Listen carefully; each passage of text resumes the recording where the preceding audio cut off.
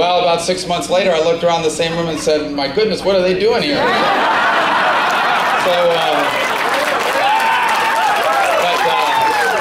So we need to change that, and we will. You're going to help us with that election. But I'm so honored to be here with you today. Now, you know, I had a chance to come here today. I think Paul Ryan's coming on Saturday. Is that right? And then I thought I read that somewhere. I hope I'm not wrong. I think Mitt Romney's coming in a few days. How does it feel being a swing state?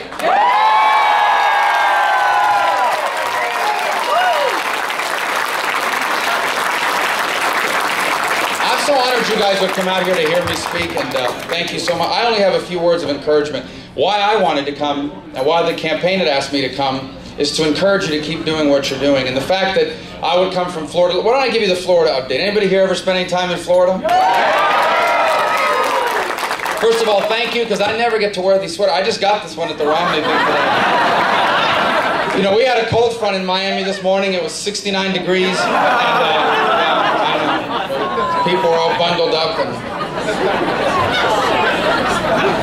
So I don't get to wear sweaters too often, but I appreciate the chance to do it tonight. But Florida looks great. We're going to win Florida.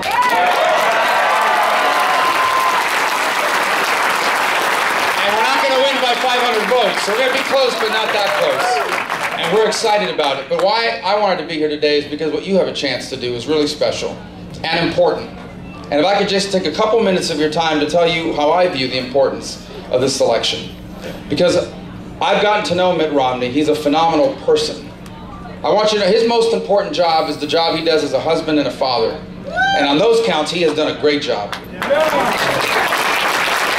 then you look at what he's done in his business life, and what he's done as a leader of his church, and every community he's ever been in. And then what he did in the Olympics. I mean, this is a successful person. Obviously a successful governor, and now a successful candidate, but a successful person. At every time and everything he's ever tried to do in his life, he's been good at it. He is a model American citizen. He's a person you look at and say, I hope my kids grow up and be like Mitt Romney. But as excited as we are by the caliber of person that the next president is, the caliber of person that he is, he would be the first to tell you that this election is not a choice between two men or even two parties. It's a choice between two very different futures. And in order to understand clearly that choice, you have to remember some of the things that the congressman was just mentioning a moment ago. And that is what America truly is. And to really understand how special our country is, you have to look at it from a historical perspective. Because, you know, I'm born and raised in the United States. I have never known anything but peace and prosperity and the freedoms and liberty that America offers. And sometimes when you grow up like that, as most of us have, sometimes you take that for granted. I know I have from time to time forgotten how special maybe America truly is, and we should never make that mistake. Luckily, I live in a community of people that so many have come from somewhere else, as a constant reminder that what America is not the way the rest of the world has been. In fact, for almost 6,000 years of recorded human history, when you look at it, you realize that almost everyone that's ever lived was poor. Look at all the societies in the history of the world. Almost everyone that has ever walked the earth has been poor and powerless. In the history of mankind, almost everyone was doomed to be whatever their parents were. And so if you were born into a poor family, you were poor. If you were born into a family that did a certain job, that's what the job you had to do. You could very rarely ever go any further than your parents and your family had gone before you. That's exactly right. That's why she's saying that's why the people come to this country. But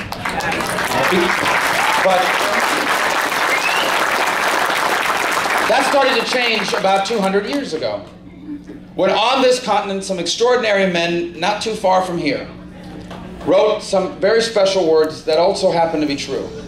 And that is that every single person, not every single American, not every single person born in North America, every single person had a certain set of rights that were given to them not by their leaders, but by their Creator, by God. And then, Americans proceeded to create a system of government that protected those rights, which is government's job, not to give you those rights, but to protect them, but also to create an economic system that recognized those rights. You see, when you believe that everyone is born with certain rights that belong to them because their Creator gave it to them, then you believe that everyone has the right to go as far as their talent and their work will take them. And you have to have an economic system where that's possible. And that gave rise to the American free enterprise system, which has led to a level of upward mobility, a level of prosperity, and the most broad-based and enduring middle class that the world has ever known. That's the story of America. And that story is the exception, not the rule. That is not how most people have lived. What we have here, what we have had here, what I believe we still have here, is something very few people in human history have ever had the chance at. But every single generation of American before us has had to choose that. That's not automatic. That doesn't happen on its own. And it doesn't continue on its own. It's not something in our geography or in our air that made that happen. It's the sacrifices, the difficult choices, and the important work that those Americans that were here before us did that made that possible. And now we're called to the same choice. And that's what's at the heart of this election. Because despite all the success of the American free enterprise system, there have always been voices in American politics, and I mean always, that have doubted it. That have doubted it. Now, they don't always admit it.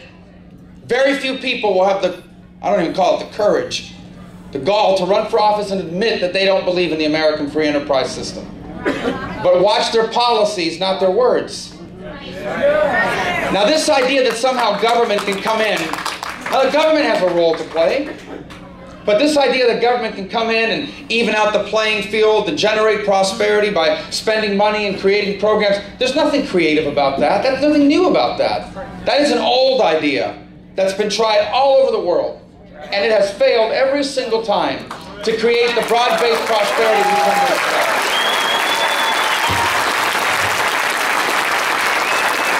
That idea has never worked. That idea has never worked, and it will not work now.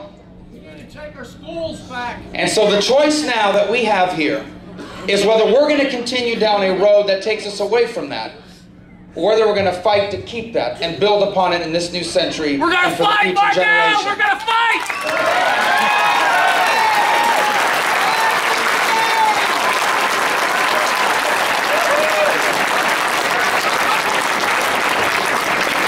I love supportive hecklers. That's what we're choosing here. That's what we're choosing, because I promise you, something you already, I don't need to convince you, you're the proverbial choir I'm preaching to. So let's just remind each other that what we're choosing here is not just between two different men or two different parties. We're choosing between two different views of what government's role in our society should be, and the consequences are extraordinary. Because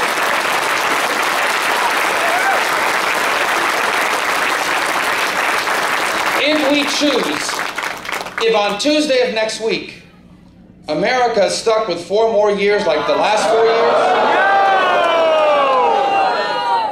we're going to lose a lot of the things that make us exceptional. America will still be a big country. It'll still be a powerful country. But it's not going to lose a lot of the things that makes it different from the rest of the world. And we're not going to let that happen.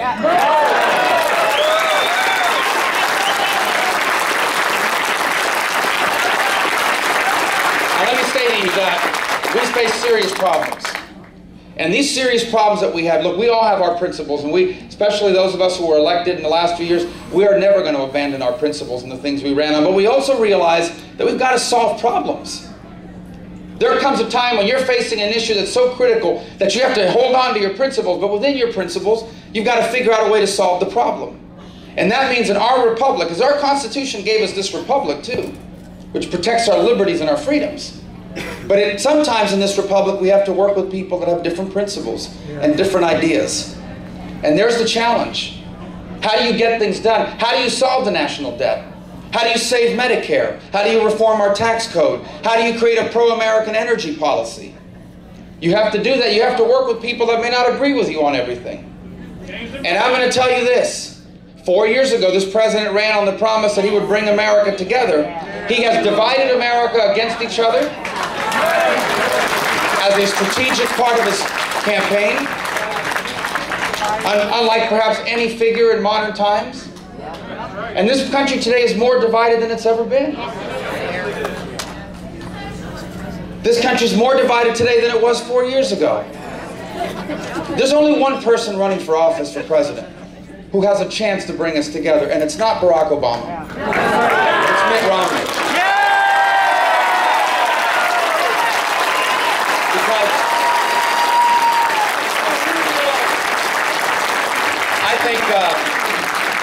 I feel safe in saying that I speak for the congressman, and I speak for your senator, and I speak for your future senator, and for myself when I say this to you. You may not know this, but I happen to be a Republican. I'm proud to be a Republican. I love the Republican Party. But I love America more.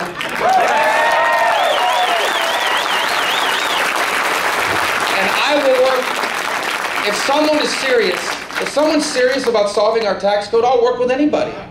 If someone is serious in developing a pro-American energy policy that allows us not just to create jobs, but independence, I'll work with anybody.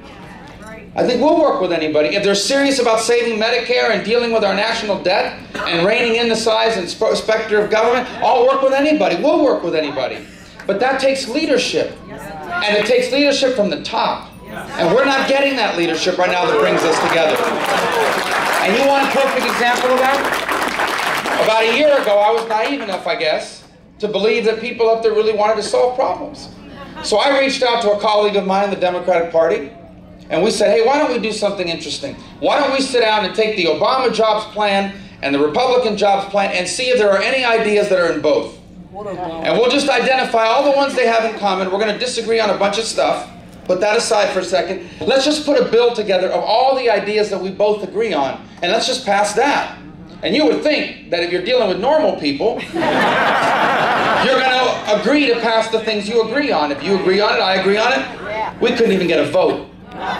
We couldn't even get the White House to come out in favor of it. Their own ideas. What does that tell you about America's political culture today? What does that tell you? It tells you this. We have too many people that are interested more in the next election than they are in the next generation.